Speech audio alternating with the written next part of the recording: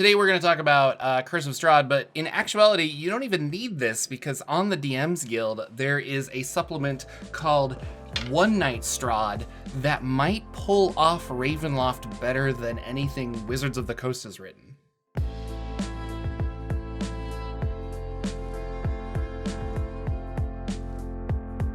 Hey everybody, Jordan here, the PH is silent, and I'm recording this in October. If you buy this, you might be able to run it for Halloween. Maybe, we'll see. It's a lot, but I want to talk about a DMs Guild supplement called One Night Strahd.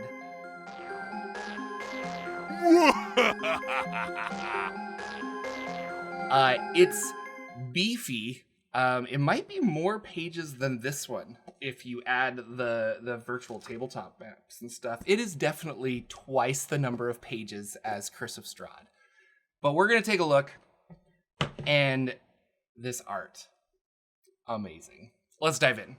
All right, so here we are. First of all, the PDF is $18, completely worth it. The hardcover premium print on demand is $82.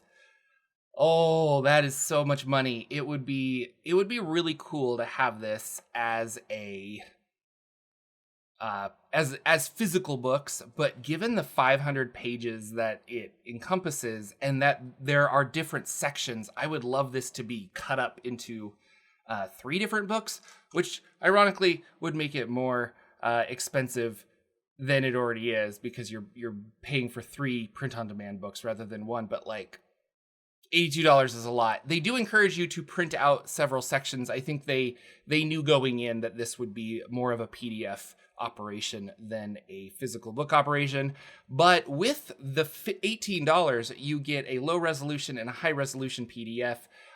You get some supplements and some information on quick play, a monster breakout section, so you can have a PDF that's just the monsters, great for printing, virtual tabletop maps, and art to use to kind of like set the mood for your campaign by this wonderful artist. Look at this. This is so cool. And it really, it just kind of encapsulates the whole thing. This is like super fun, spooky Halloween vampire Strahd.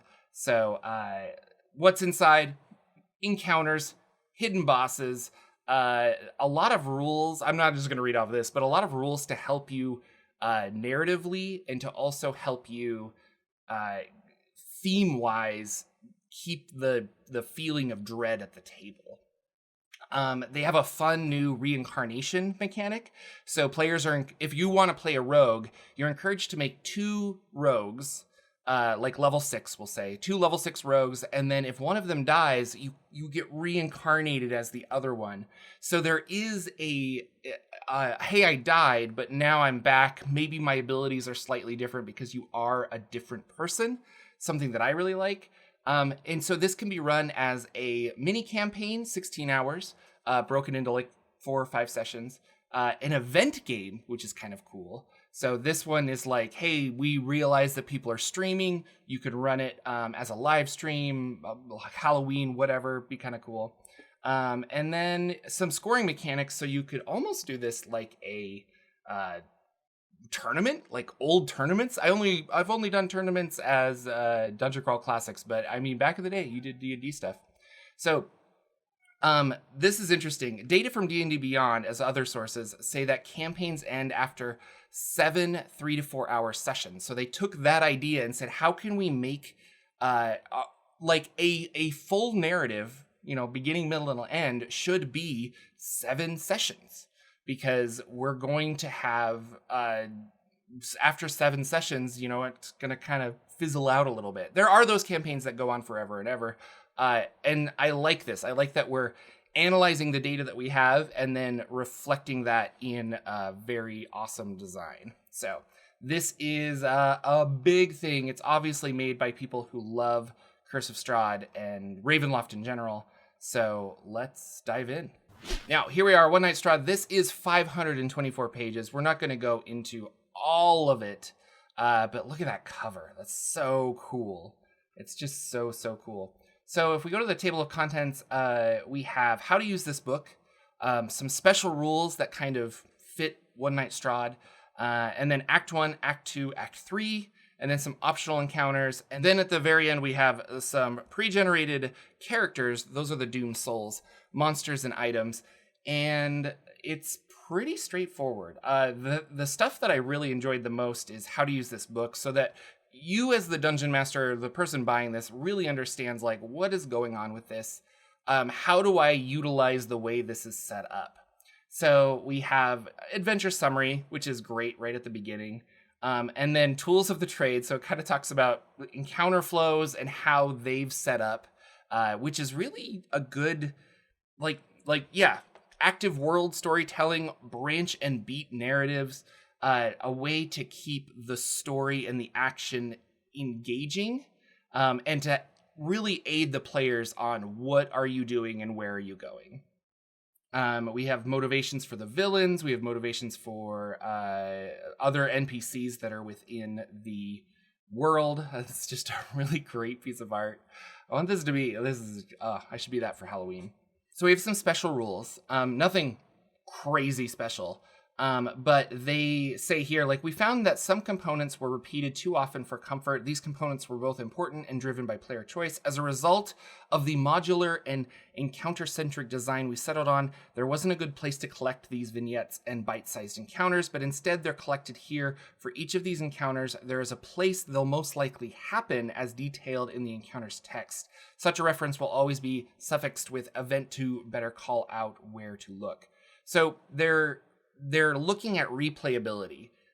You're looking at 12, 16 hours of sessions, but there are a lot of branching paths that can go in different directions, much like the original Ravenloft module and what Curse of Strahd was also trying to set up with the Taraka deck.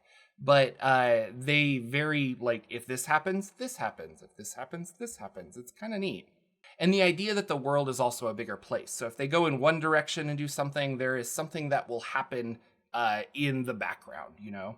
And so the replayability is kind of cool because if your same players know, like, oh man, we didn't save that person because we went left, let's go see that. And then could be a completely different branching narrative.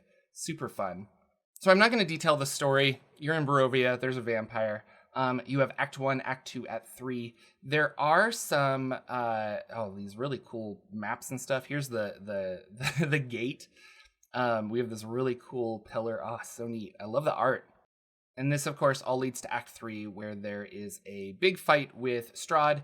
They have these fun encounter flows to kind of help the DM, and they really encourage you to print these out so that you have it there and you can kind of be like, okay, what's happening? Which makes the tournament play a little more feasible in my mind, too. Because you could have multiple DMs that are just like, well, we're following the flowchart. So one of the special rules is death, where you're kind of reincarnated. So if a character dies, you're encouraged to have this printed out and you hand it to them, and they kind of play a little like choose your own adventure. So they'll go into the other room, they'll read this, they'll kind of like make their choices, and then they come back. And they it says at the very bottom, let your GM know that you're good to go, and they'll guide you back into the group. And so another version of you is catches up with the players and helps them. And I thought that was really fun. So let's look at an encounter. We have Dinner Date. So this is one of the sections of Act 2. So we have the summary. We have preparations, like what does the DM need to do? And then we have jumping in, and you'll have, the Irina arc and the Strahd arc because of the way it's set up. General information about all of this, other encounters that might come up, and then blah, blah, blah, blah. This is really cool art. And we jump in here, core encounter flow. So it's like, here we go. Are they going to do this? Did they fail? Did they pass? We're going to kind of move around here. Here's the virtual tabletop map. Super, super cool. And then here's the combat flow. So here's what's going on with the combat for the various parts of this section, like the Brides, the Hunger and stuff. And this is amazing. Love this art. And then we jump into proceed to Dark Fate or proceed to Have At You. So it really is kind of like a choose your own, not a choose your own adventure, but like it really instructs you and helps you to go to the correct places. So even though this is 500 plus pages, you're doing a lot of bouncing around, which why I like the idea of having a book at the table, or if these were like linked, that would be really cool, hyperlinked, and you could jump in there. Maybe that's something they can do in the future. And then here's the next one.